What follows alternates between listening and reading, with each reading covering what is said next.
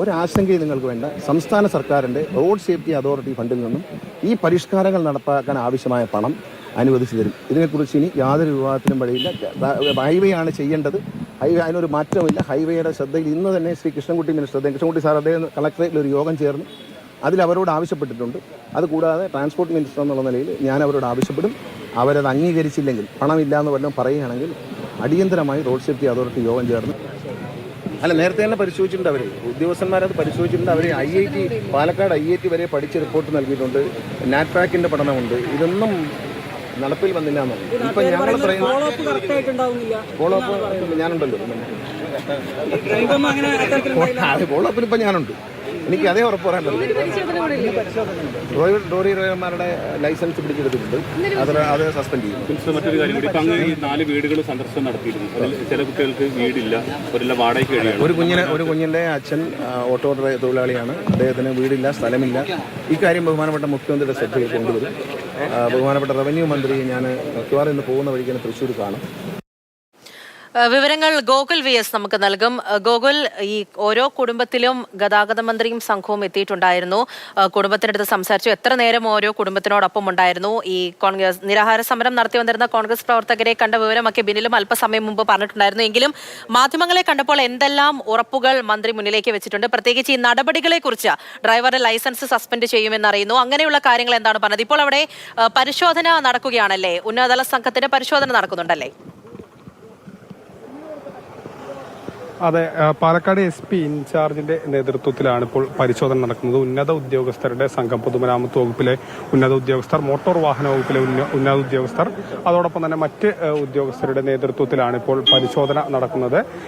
ദേശീയപാത അതോറിറ്റിയിലെ ഉദ്യോഗസ്ഥരുണ്ട്. അങ്ങനെ നിരവധി ഈ ഉദ്യോഗസ്ഥർ അടങ്ങുന്ന ഒരു സംഘം ഇവിടെ സംയുക്തമായി പരിശോധന നടത്തുകയാണ്. ഏതൊക്കെ തരത്തിലുള്ള മാറ്റങ്ങൾ ഇവിടെ വരുത്തണം, എന്തൊക്കെയാണ് ശാസ്ത്രീയമായി ഈ പ്രശ്നത്തിന് ഒരു പരിഹാരം എന്നുള്ളത് കണ്ടെത്തുന്നതിന് വേണ്ടിയാണ് ഇപ്പോൾ പരിശോധന നടത്തുന്നത്. നേരത്തെ ഗതാഗത മന്ത്രി KB ഗണേഷ് കുമാർ ഈ പ്രദേശം സന്ദർശിച്ചിരുന്നു. അദ്ദേഹം പറഞ്ഞ പ്രധാനപ്പെട്ട കാര്യം, അടിയന്തരമായി ഇവിടെ വരുത്തേണ്ട ചില മാറ്റങ്ങളെ പറ്റി അദ്ദേഹം പറഞ്ഞു. അദ്ദേഹം ഈ റൂട്ടിലൂടെ തന്നെ വാഹനം ഓടിച്ച് പറഞ്ഞൊരു പ്രധാനപ്പെട്ട കാര്യം, ഈ റോഡിന്റെ വലതുവശത്ത് പാർക്കിംഗ് അനുവദിക്കുന്നത് വളരെ അപകടങ്ങൾ ഉണ്ടാക്കുന്നുണ്ട്. കാരണം പാർക്കിംഗ് അനുവദിക്കുമ്പോൾ വാഹനങ്ങൾ റൈറ്റ് സൈഡ് ചേർന്ന് പോകാനുള്ള സാധ്യത കൂടുതലാണ്. അപ്പോൾ അത് ഒഴിവാക്കുന്നതിനുള്ള നടപടികൾ അടിയന്തരമായി സ്വീകരിക്കും. സമീപത്തെ ഓടയിലൂടെ വെള്ളം ഒഴുകിപ്പോകുന്നതിനുള്ള സംവിധാനങ്ങൾ അടിയന്തരമായി ഏർപ്പെടുത്തും. അതോടൊപ്പം തന്നെ റോഡ് പെട്ടെന്ന് തന്നെ പരിക്കനാക്കാനുള്ള നടപടികൾ ഏർപ്പെടുത്തും. അങ്ങനെയുള്ളൊരു മാറ്റമാണ് അടിയന്തരമായി അദ്ദേഹം പറഞ്ഞത്. അതോടൊപ്പം തന്നെ കോൺക്രീറ്റ് ഡിവൈഡറുകളും ഉടൻ തന്നെ സ്ഥാപിക്കുമെന്നും അദ്ദേഹം വ്യക്തമാക്കിയിട്ടുണ്ട്. ഇപ്പോൾ ഉദ്യോഗസ്ഥരുടെ പരിശോധന ശാശ്വതമായി ഇത്തരത്തിലുള്ള അപകടങ്ങൾ ഒഴിവാക്കുന്നതിന് വേണ്ടി എന്തെല്ലാം കാര്യങ്ങൾ ചെയ്യാൻ കഴിയും, ഈ റൂട്ടിൽ ഏതൊക്കെ തരത്തിലുള്ള മാറ്റങ്ങൾ വരുത്തണം തുടങ്ങിയ കാര്യങ്ങൾ അറിയാനാണ് ഇന്നലെ കളക്ടറേറ്റിൽ ജില്ലാ കളക്ടറുടെ നേതൃത്വത്തിൽ ഒരു ഉദ്യോഗസ്ഥരുടെ യോഗം ചേർന്നിരുന്നു. ആ യോഗത്തിൽ എടുത്ത തീരുമാനത്തിന്റെ അടിസ്ഥാനത്തിലാണ് ഉന്നത ഉദ്യോഗസ്ഥരുടെ സംഘം ഈ പ്രദേശം പരിശോധിക്കുകയും എന്തൊക്കെയാണ് മാറ്റങ്ങൾ എന്നുള്ളത് കളക്ടർക്ക് നിർദ്ദേശിക്കുകയും ചെയ്യും. പിന്നീട് സർക്കാരിന്റെ കൂടി അനുമതിയോടുകൂടിയായിരിക്കും ആ മാറ്റങ്ങൾ ഇവിടെ നടപ്പാക്കുക. ഈ പ്രദേശത്തിന് ചേർന്ന രീതിയിലുള്ള മാറ്റങ്ങൾ, അതോടൊപ്പം തന്നെ സുരക്ഷ ഉറപ്പാക്കേണ്ട മാറ്റങ്ങൾ, ഇതെല്ലാം തന്നെ ഇതിൽ അറിയാൻ കഴിയും. അല്ലെങ്കിൽ ഇന്ന് ഈ ഉന്നത സംഘം കണ്ടതിന് ശേഷം ഒരു റിപ്പോർട്ട് സമർപ്പിക്കും.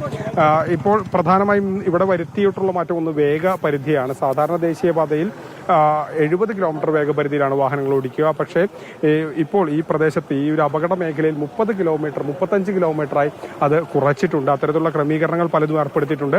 അതിന്റെ തുടർച്ചയായി പല മാറ്റങ്ങളും ഈ റോഡിൽ അപകടങ്ങൾ കുറയ്ക്കുന്നതിന് വേണ്ടി ഉണ്ടാകും. അതിൽ ഏറ്റവും പ്രധാനപ്പെട്ടത് റോഡ് ഉടൻ തന്നെ പരിക്കനാക്കുക എന്നുള്ളതാണ്. കാരണം മഴ പെയ്യുമ്പോൾ അല്ലെങ്കിൽ പലപ്പോഴും വാഹനങ്ങൾ ബ്രേക്ക് ചവിട്ടുമ്പോൾ തെന്നി നീങ്ങുന്ന ഒരു സാഹചര്യം ഉണ്ടാകാറുണ്ട്. അപ്പോൾ അത് ഒഴിവാക്കുന്നതിന് വേണ്ടിയാണ് റോഡ് പരിക്കനാക്കുന്ന മാറ്റം വരുത്തുന്നത്. അത്തരത്തിലുള്ള പല മാറ്റങ്ങളും ഈ ഒരു നേതൃത്വ അല്ലെങ്കിൽ ഉന്നത ഉദ്യോഗസ്ഥരുടെ സംഘം പരിശോധിച്ചതിന് ശേഷം പല ശുപാർശകൾ കൂടി വയ്ക്കും.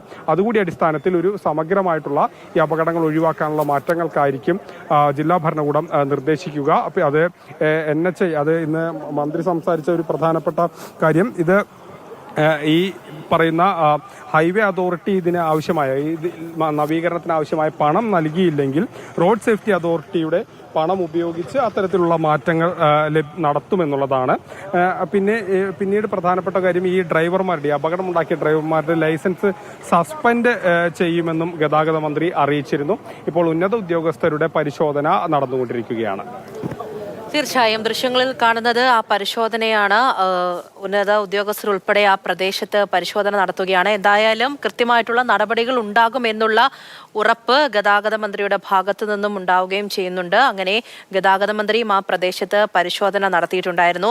ഗോകുൽ, ഒരു കാര്യം കൂടി, ഈ നിയമ നടപടികൾ അതിപ്പോൾ ഏത് വിധത്തിലാണ് പോകുന്നത്? ഡ്രൈവറുടെ ലൈസൻസ് സസ്പെൻഡ് ചെയ്യും എന്ന് മന്ത്രി തന്നെ വ്യക്തമാക്കിയിട്ടുണ്ടല്ലോ.